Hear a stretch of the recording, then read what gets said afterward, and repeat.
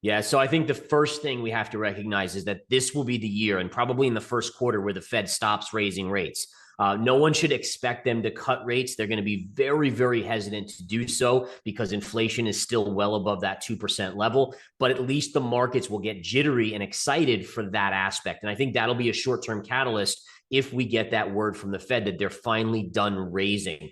The next thing that I think is going to be a tremendous kind of shock to the market is that we are going to slip into a recession in 2023, and it's going to actually turn out to be a very rough recession, right? We obviously know that past recessions since 2009, the Fed has come out, printed money. They can't do it this year. So there's going to be a point later this year, probably in the third quarter or fourth quarter, where the market and investors are going to say, uh-oh, if the Fed won't save us, how do we get out of this recession? We don't know how. We don't know. We're like it's like the parent and the child. The parent always saves the kids. When the parent leaves, what happens to the market here? So I think that's going to be key. I think this is the year where the S&P actually dips and takes out, not only hits the pre-COVID high, but actually retraces to a key trend line. I'm going to show my chart right here because I think it's really worth taking a look.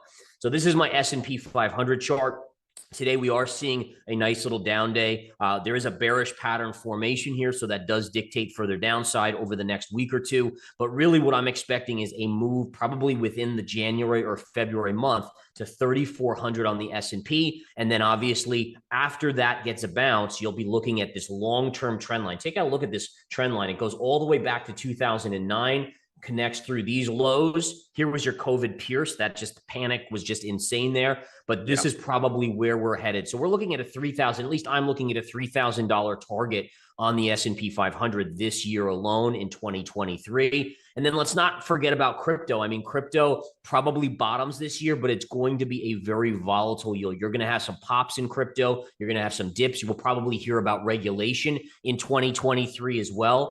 And I think that's going to really send the market into kind of a tizzy in the near term.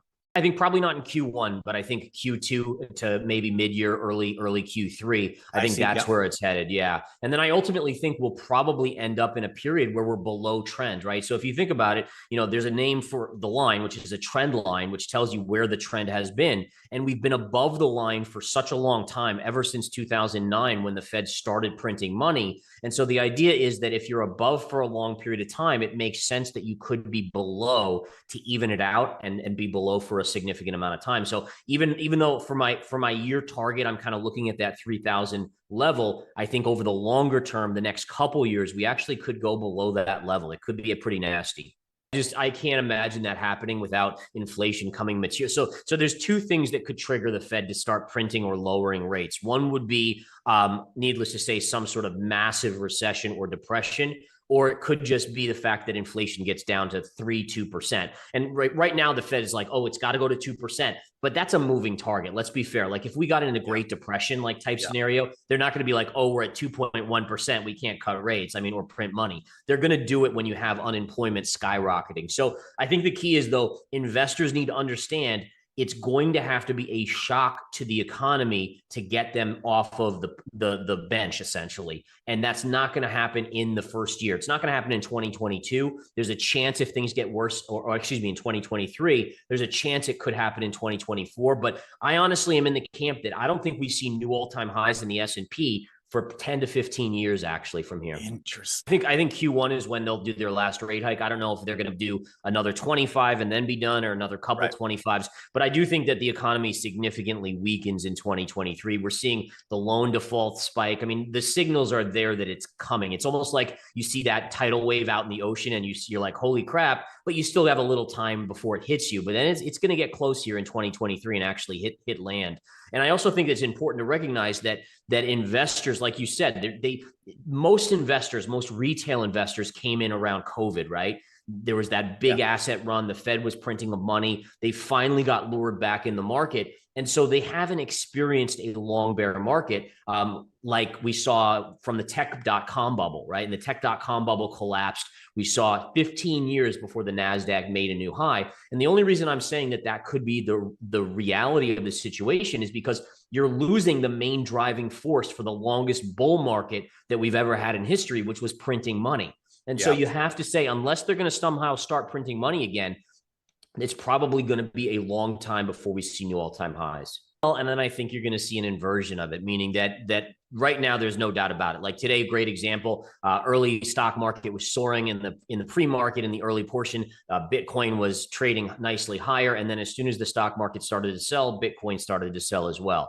So that's going to continue. The kicker for me is that I do think we have an inversion coming where all of a sudden Bitcoin starts to take on more of a safety asset. So as you slip into recession, stocks by default will have less consumers buying their product, and their earnings are going to continue to drop. Now, fund managers are going to have to say, listen, I have to stay invested. So where do I go? Well, right now, they're not going near crypto. FTX screwed any chance of that, frankly, in the near term.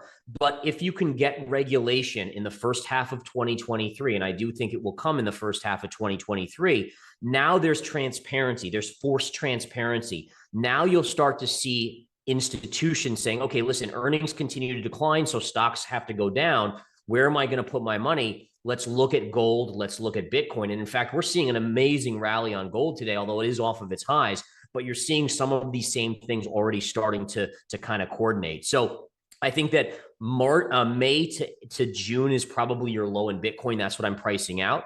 And then I think it starts to slowly take on a kind of a hedge against global fear and panic and recession.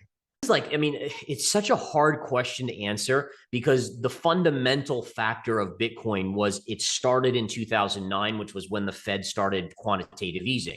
And so we're in this period now of where you don't have quantitative easing, which has been arguably one of the biggest factors in the bull run in Bitcoin, right? I mean, it's the reason why Bitcoin came into existence, to offset the printing of money. Now, I do think that eventually it does kind of go in that vicinity. But I think at this stage, the question is, does that 4-year cycle become elongated in the near term because you don't have the printing of money? And I kind of do think it will. I honestly think that this bear market, it won't be a ton longer, but I think it stretches closer to the next halving in Bitcoin than it normally does. Yeah, so I think that for me, it's mainly looking at gold and commodities right now, mainly goldish and silver type trades that aren't as reliant on economic growth. Like copper for me is I'm a little hesitant. Natural gas has been collapsing lately, so I'm a little hesitant on those type of things. But I think gold is where it's going. And all you have to do is look back at the chart. And let me show this chart here on gold, because I think it makes all the difference in the world, right? So if you look at the cycle that we are in gold here, so this is the process. So there was a 2-year run from 2018 to 2020. That was your bull run in gold. Then since then, you've had basically consolidation, right? There's this consolidatory period where gold's been going sideways to lower. That's actually what we would call a bull flag in the technical world. Now, my expectation is going to see a breakout and gold probably head towards 2,500 an ounce this year, maybe 3,000 in 2024. And the basis for that is just this. So let's go back to the 1970s, right? And again, the reason I'm using the 1970s is because it's the only time where we've seen inflation, at least in recent history, as high as what we've seen recently. And what you can see here is that, look at this parallel. So you really had about 2 years where gold inclined, 2 years of bullish consolidation, and then look at the break to the upside. I mean, this just became the bull market of the century back then, of just an incredible 10x on gold. And again, by the way, I'm not calling for a 10x on gold, but you have to look at history to kind of see what the future could be. And I think it's something to note that if you look at the gold accumulation, central banks are loading up on gold right now. And you have to take that. I mean, if they're the ones printing money and they're buying gold, we have to be like, that's kind of interesting. Maybe we should pay attention to that.